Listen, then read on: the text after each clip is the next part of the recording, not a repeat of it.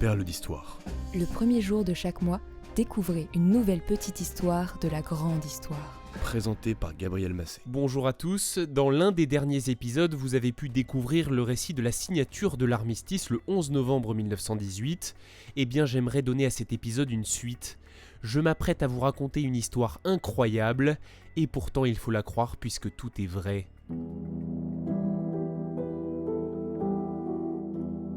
Après l'armistice, les vainqueurs, donc les Français, les Britanniques, les Américains et les Belges, considèrent l'Allemagne comme seule responsable du conflit.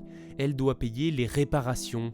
Le défi est aussi d'empêcher que la guerre ne reprenne. L'armée allemande est alors réduite à 100 000 hommes et ses canons et ses mitrailleuses sont récupérés par les Alliés. C'est bien normal. Mais ce n'est pas tout. La Rhénanie, une région frontalière de la France, est démilitarisée et occupée pour une durée de 5 à 15 ans.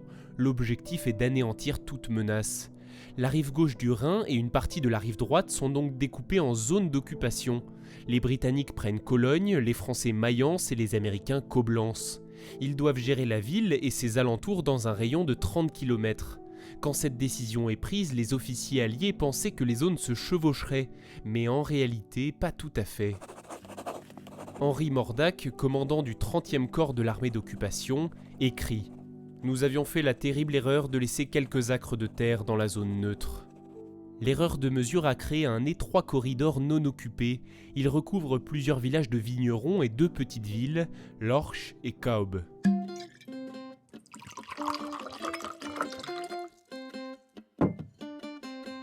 Les puissances occupantes ne se posent pas de questions.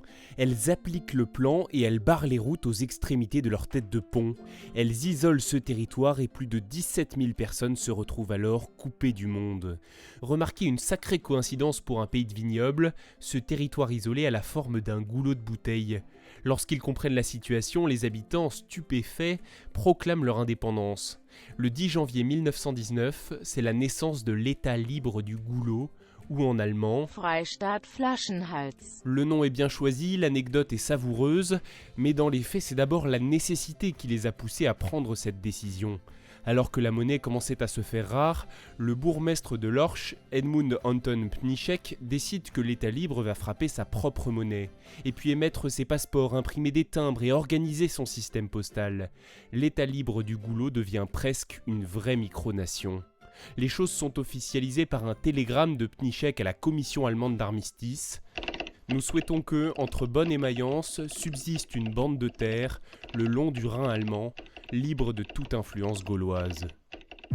Son insolence va agacer les autorités françaises, et l'État libre du goulot est complètement isolé, au point que plus aucun bateau ni aucun train ne s'y arrête.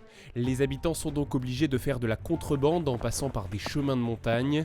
Ils échangent du vin et des liqueurs contre des denrées alimentaires et du charbon. La nuit, des marchandises sont aussi transportées discrètement sur le Rhin, dans le sens du courant. Les Français ripostent alors en installant des projecteurs.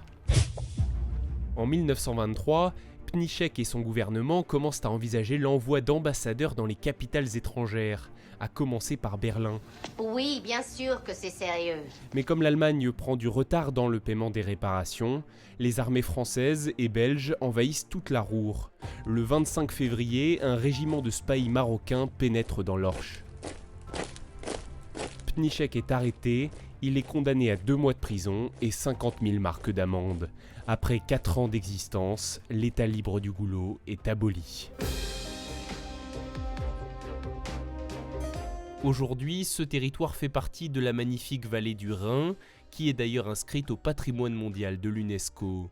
Pour le plus grand bonheur des touristes, les 2 villes de Lorsch et de Kaub continuent de perpétuer la mémoire du Freistaat Flaschenhals.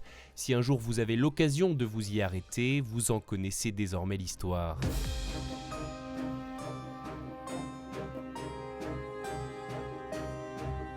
Merci d'avoir écouté cet épisode, n'hésitez pas à le partager s'il vous a intéressé et surtout à vous abonner au podcast Perles d'Histoire sans oublier d'activer les notifications.